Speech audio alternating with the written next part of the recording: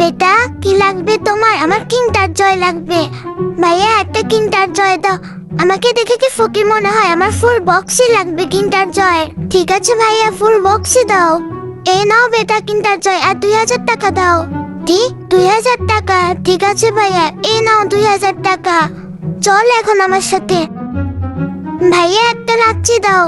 আমার একটা লাচ্ছি লাগবে না, আমার লাচ্ছির বক্স ধরেই লাগবে।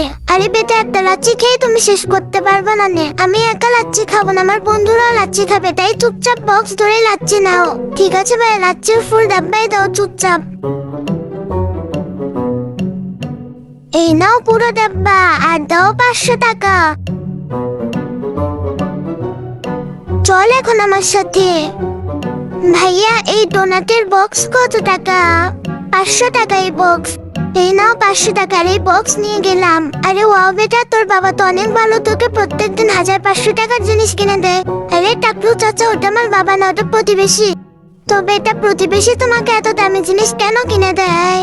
তুমি যদি চাও তোমার মা 100 বছর বেঁচে থাকুক, তাহলে ভিডিওতে একটি লাইক করে সাবস্ক্রাইব করো। লাইক সাবস্ক্রাইব তারাই করবে যারা মাকে মন থেকে ভালোবাসে। কমেন্টে আই লাভ ইউ মা লেখো। কারণ একদিন বাগানে ওই আঙ্কেলকে অন্য একটা আন্টির সাথে খুব কাছাকাছি দেখেছি। তারপর থেকে আঙ্কেল ভয় পায় যে আমি ওনার বাসায় যাই আন্টিকে বলে দেবো, এই জন্য আমাকে প্রত্যেকদিন 1500 টাকার জিনিস কিনে দেয়।